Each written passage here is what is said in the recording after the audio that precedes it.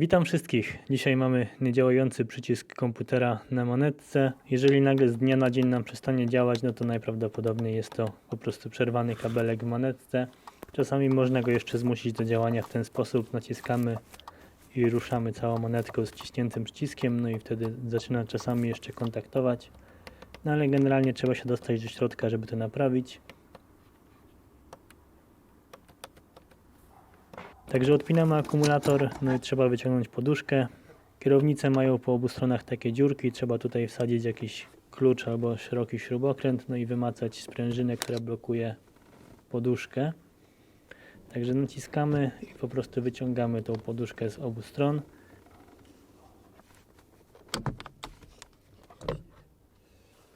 Odpinamy wtyczki, podważając zabezpieczenie śrubokrętem. Przy okazji, jeżeli ktoś chciałby odpinać przyciski multifunkcji, to tutaj są takie dwie małe śrubki po bokach. Natomiast teraz interesują nas te wtyczki łączące kierownicę z taśmą.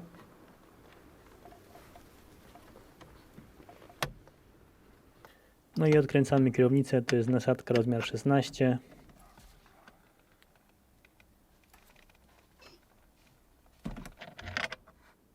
Kierownica fabrycznie ma takie znaki, także jeżeli nic nie mieliśmy przestawiane, to powinno być w linii. Jeżeli coś było zmieniane, no to oczywiście warto sobie zrobić swoje oznaczenie, tak żeby potem wiedzieć, jak założyć. Teraz dobrze jest sobie podnieść całą kolumnę maksymalnie do góry. Ten dolny plastik ma od dołu takie dwie spinki i na samym środku jest taki pin, który trzeba wcisnąć do środka. Po wciśnięciu możemy podważyć ten plastik, no i dolną część zdjąć. Teraz maksymalnie opuszczamy kolumnę w dół i od góry będzie tutaj taka plastikowa śrubka, także odkręcamy ją, no i wyciągamy.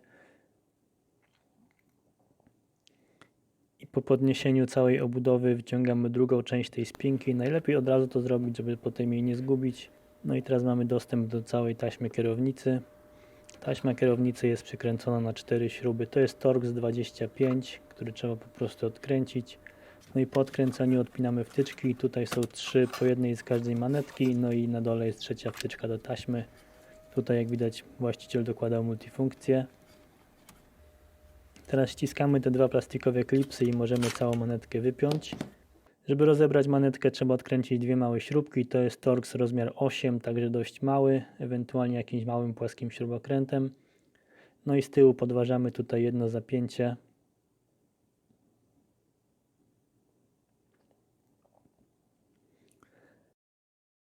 No i mamy manetkę rozebraną, także wystarczy teraz podnieść ją do góry, no i możemy ją wyciągnąć z tego plastiku. No i oczywiście pamiętamy o wypięciu wtyczki.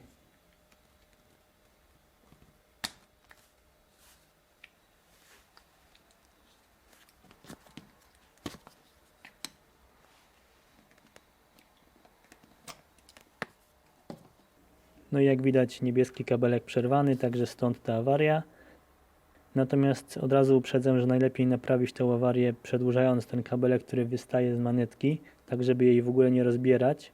Natomiast jeżeli ktoś już chce ją koniecznie rozebrać, to najlepiej robić to w miarę delikatnie, ponieważ ten plastik jest dość miękki i można go sobie uszkodzić. Także najlepiej rozbierać od dołu, od tej części, gdzie jest napis ten SAE.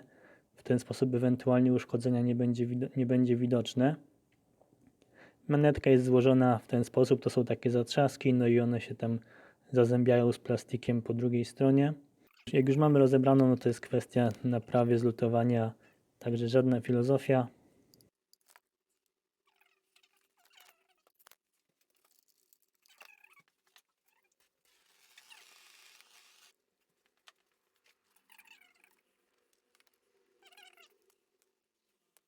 No jak już połączymy ten kabelek i rozbieraliśmy manetkę, no to trzeba ją złożyć i tutaj zwracamy uwagę, żeby te rowki, które są wokół krawędzi tej manetki, one żeby się dobrze zgrały, bo ona ma tendencję do tego, żeby się źle złożyć, także trzeba zwrócić na to uwagę, żeby ładnie wszystko wskoczyło.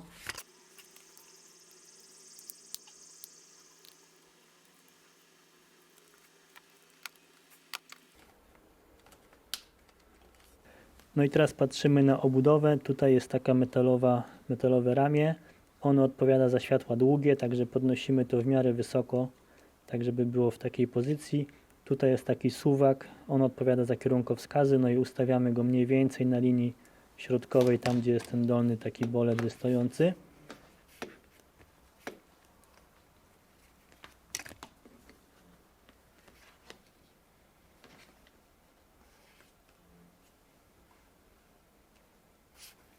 No i teraz jak spojrzymy na manetkę, tutaj jest taki wystający plastikowy bolec i trzeba nim trafić w tą dziurę na tym suwaku, tak żeby to wszystko działało. I tu jest taki ząbek, którym trzeba objąć tą dźwignię metalową. Przy wkładaniu trzeba zrobić te dwie rzeczy, także wciskamy w ten sposób, wciskamy na maksa do ścianki i dopiero wtedy w dół. Zwracamy uwagę, czy na pewno złapało. No i powinno nam w miarę ładnie wskoczyć na miejsce. Oczywiście pamiętamy jeszcze o podłączeniu wtyczki. No i jak złożymy, to zwracamy uwagę, czy ruszając manetką na pewno ta dźwignia się rusza, czy tam jest faktycznie tak, jak powinno być. Patrzymy też na ten suwak, który jest tam w głębi, czy jak ruszamy manetką do kierunkowskazów, no to czy faktycznie ten suwak się rusza.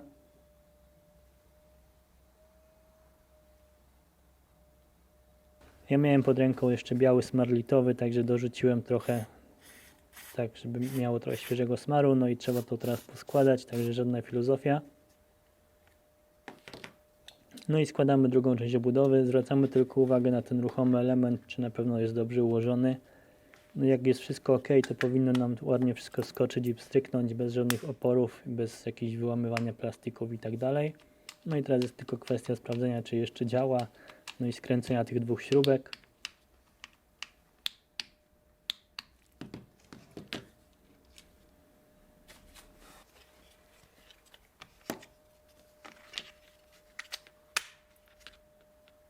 No i teraz trzeba tylko podłączyć te wszystkie wtyczki, zobaczyć, czy wszystko jeszcze działa tak, jak powinno. Tutaj od razu mówię, jeżeli ktoś nie ma pod ręką komputera, którym by mógł skasować błąd poduszki, no to najlepiej wszystko podłączyć, to znaczy założyć kierownicę, założyć poduszkę i tą poduszkę też trzeba do końca włożyć, tak żeby ona była dobrze podłączona. Wtedy nam błąd kierownicy i błąd poduszki nie wyskoczy, no i jak podłączymy akumulator.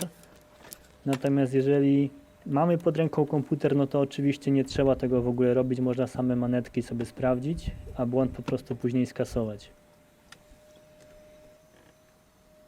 No jak widać, ja tutaj to zrobiłem nie do końca poprawnie, to znaczy nie włożyłem poduszki. Była podpięta, ale ona nie była włożona i tam jeszcze nie ma połączenia z masą i w tym momencie błąd poduszki i tak wyskakuje. Także musi być włożona do końca, jeżeli chcemy ją testować. Oczywiście, jeżeli ktoś nie chce wcześniej testować, no to może wszystko złożyć i dopiero wtedy sprawdzić, no ale trzeba się liczyć z tym, że jak coś źle zrobiliśmy, no to trzeba będzie to rozkładać jeszcze raz. Także składamy od góry, wpinamy ten klip, dokręcamy tą śrubkę.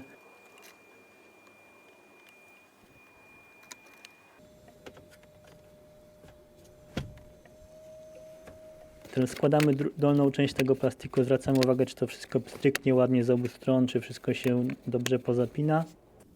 No i wkładamy te bolce najpierw tą dużą część i na sam koniec na płasko dociskamy ten bolec na środku, także najpierw ta duża część spinki wkładamy aż pstryknie i teraz ten mały bolec też wkładamy aż pstryknie. Oczywiście zakładamy kierownicę tak, jak powinno być, ze znakami, podpinamy te wtyczki, dokręcamy kierownicę w miarę mocno, ale też bez przesady.